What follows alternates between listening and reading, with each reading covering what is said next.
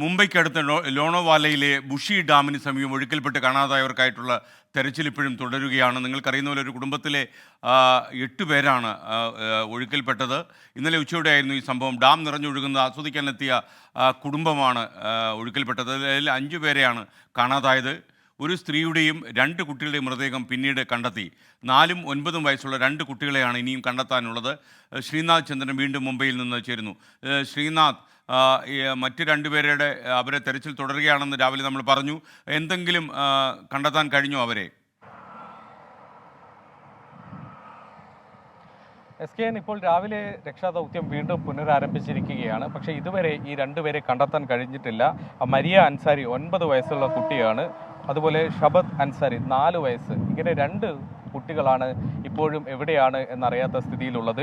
ഇന്നലെ 3 പേരുടെ മൃതദേഹം പുറത്തെടുത്തു. 36 വയസ്സുള്ള സഹിഷ്ഠ അൻസാരി, ഒപ്പം 13 വയസ്സുള്ള അമീമ അൻസാരി എന്നീ 2 പേരെ ആണ് കണ്ടെത്തിയത്.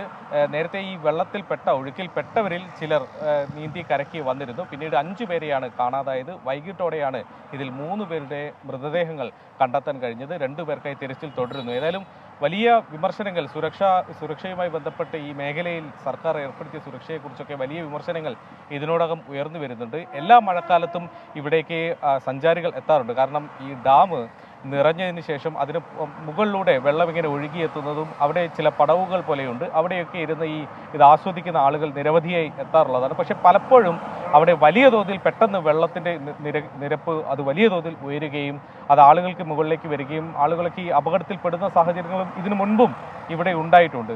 അത് കൂടുതൽ ഗുരുതരമായ തരത്തിലുള്ള ഒരു ദുരന്തത്തിലേക്ക് എത്തി എന്നുള്ളതാണ് ഇന്നലത്തെ സംഭവം ഓർമ്മിപ്പിക്കുന്നത്. ഏതായാലും ഇവിടെ ഇപ്പോൾ വെള്ളത്തിലേക്ക് ആളുകൾക്ക് ഇറങ്ങുന്നതിനൊക്കെ തന്നെ നിയന്ത്രണം ഈ ഘട്ടത്തിൽ കൊണ്ടുവന്നിട്ടുണ്ട്. അതിനപ്പുറത്തേക്ക് ദീർഘനാളത്തേക്ക് ഏതെങ്കിലും തരത്തിലുള്ള ഗൗരവമുള്ള സുരക്ഷാ സംവിധാനങ്ങൾ ഇവിടെ ഏർപ്പെടുത്തേണ്ടതുണ്ട് എന്ന് ഓർമ്മിപ്പിക്കുന്നുണ്ട് ഈ സംഭവം. Thank you. ശ്രീനാഥ് ചന്ദ്രൻ മുംബൈയിൽ നിന്നാണ് നമുക്കൊപ്പം ചേർന്നത്. ഏറ്റവും സങ്കടകരമായ ആ വാർത്തയാണ് നമ്മളെ തേടി ഇന്നലെ വന്നത്. ഇന്നലെ ഉച്ചയോടെയായിരുന്നു ഈ സംഭവം. ലോണോവാലയിലെ ബുഷി ഡാമിന് സമീപമാണ് ഒരു കുടുംബം മുഴുവൻ ഒഴുക്കിൽപ്പെട്ടത്. 3 പേരുടെ മരണം സ്ഥിരീകരിച്ചു. അവരുടെ മൃതദേഹങ്ങൾ ലഭിച്ചു. മറ്റ് 2 പേർക്ക് വേണ്ടി തെരച്ചിൽ തുടരുകയാണ്.